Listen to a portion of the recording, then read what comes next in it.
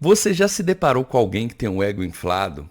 Aquela pessoa que parece se amar acima de todas as outras, que gosta de admiração demais, elogios, que não leva em consideração os sentimentos dos outros, tem baixa tolerância à frustração, que parece uma criança às vezes. Popularmente essa pessoa é chamada de narcisista, em referência ao mito de Narciso, que se apaixonou pelo seu próprio reflexo no lago e ao tentar tocá-lo acabou se afogando.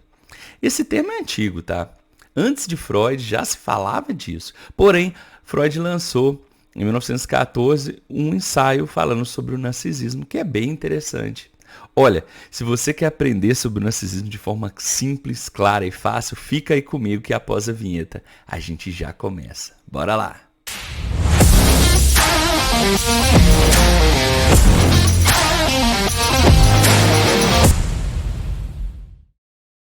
Popularmente, o termo narcisismo é sempre negativo. Eu namorei, meu ex era narcisista. Minha mãe era narcisista, meu pai era narcisista. Na internet é cheio de especialistas. Temos várias páginas, vários grupos falando sobre o narcisismo e vários canais também específicos sobre o narcisismo. Esse é um tema comum, porém, nós não vamos ir no senso comum. Vamos analisar a psicanálise, o que Freud falava, o que o próprio vocabulário da psicanálise tem para nos dizer. Bora lá, que agora nós vamos entrar fundo nesse assunto.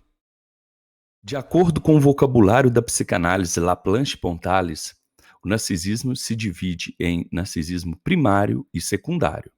O narcisismo primário designa um estado precoce em que a criança investe toda a sua libido em si mesma. O narcisismo secundário designa um retorno ao ego da libido retirada dos seus investimentos objetais. De maneira simples, nós podemos dizer que o narcisismo é uma fase comum a todos os seres humanos, uma fase de desenvolvimento psicológico e emocional. É ali quando começamos a integrar as nossas experiências boas e ruins, formando o início do nosso ego. Essa fase é extremamente necessária e, neste momento, a criança foca apenas em si como objeto de amor. Neste momento, no narcisismo primário, a criança está em desenvolvimento acelerado da sua identidade, da sua autoestima. Então ela necessita de atenção exclusiva e constante. Ela chora, pede o leite e isso ela quer ser atendida imediatamente. Não importa se a mãe está distante, está doente, se a mãe está indisponível naquele momento, mexendo no telefone, não interessa. A criança quer ser atendida naquele momento. E como eu disse, esse momento é crucial para o desenvolvimento da autoestima e da identidade da criança. É ali que se começa a formar essas coisas. Então, a mãe, sim, tem que dar atenção exclusiva para a criança nesse princípio. Talvez tenha vindo em sua mente lembranças do seu ex ou da sua mãe, ligado a esses comportamentos infantis. Uma pessoa que queria atenção o tempo todo, validação, elogios, que não aceitava frustrações, que não pedia desculpa, que se achava melhor que todo mundo. Comportamentos infantis. E isso sim é o que chamamos de narcisismo patológico. Vamos falar sobre ele agora. Por que isso ocorre? Você se lembra que nós falamos que a princípio a criança está em pleno desenvolvimento emocional, cognitivo, psicológico e ela precisa de atenção exclusiva para si, ela precisa de muito amor, porque ali é um estágio crucial para o desenvolvimento da autoestima, da autoimagem, da identidade. Então, a criança, a princípio, fica ali focada só em si. Porém, com o tempo, ela deve aprender a levar os outros em consideração. Os outros também são importantes. A mãe é importante, o pai é importante, o coleguinha é importante.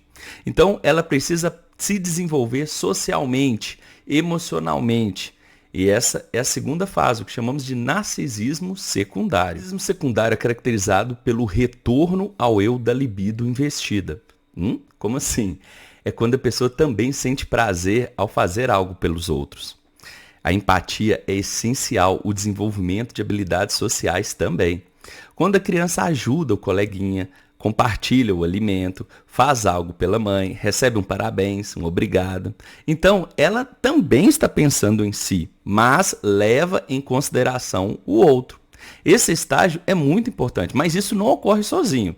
Os pais precisam ajudar a criança a desenvolver habilidades emocionais e sociais, a lidar com frustração, a lidar com as próprias emoções, a levar o outro em consideração, a desenvolver a empatia. Então, essa fase é crucial, que chamamos de narcisismo secundário, quando a criança leva em consideração os outros também e sente prazer ao fazer isso.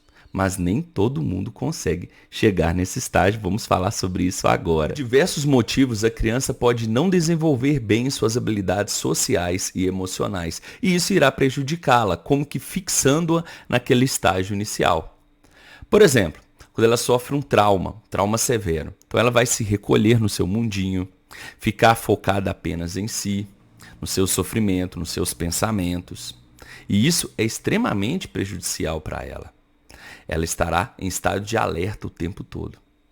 Ou quando os pais não ajudam a criança a lidar com as suas emoções. Ela pode ter dificuldade em conversar com o coleguinha, ficar ali, lidar com as emoções dele, dela, né? Brigar demais, ter reações exageradas. Então é importante que os pais ajudem essa criança a lidar com as suas emoções, pois isso pode prejudicá-la a ter relações interpessoais. Ou também quando a criança é muito mimada, quando ela se sente melhor do que todo mundo, aí ela vai tratar os outros mal e isso irá prejudicá-la em suas relações interpessoais. Resumidamente, podemos dizer que o narcisismo patológico está ligado à incapacidade da pessoa em estabelecer relações recíprocas, ganha-ganha, devido à má formação dessa personalidade, uma personalidade focada apenas em si, que surgiu devido a traumas, ou porque ela foi muito mimada, ou porque os pais não deram suporte emocional para ela.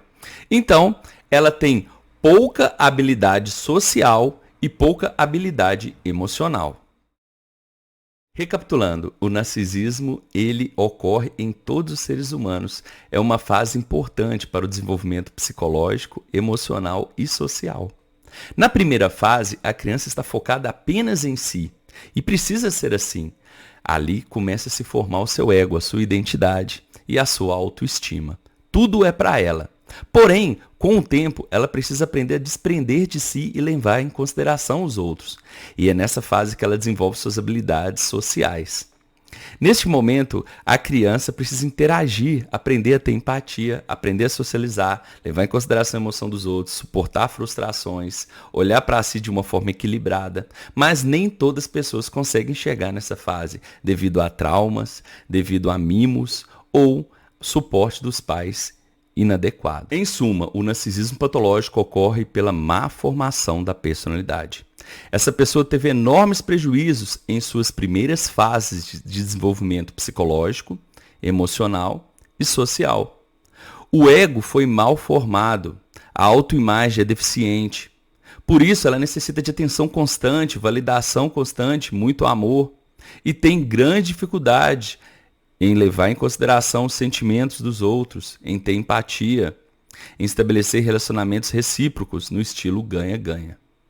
Esse é um problema gravíssimo. Bem, chegamos ao fim desse vídeo, agradeço muito pela sua atenção, espero ter te ajudado a entender um pouco sobre o narcisismo patológico e o narcisismo saudável, o narcisismo primário, secundário.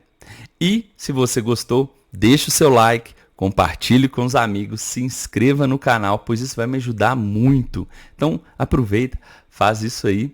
E esses materiais aqui de apoio podem te ajudar a expandir o seu conhecimento a respeito desse tema. Muito obrigado, agradeço sua atenção novamente, desejo a você um excelente dia e até a próxima. Um abraço, até mais. Tchau, tchau.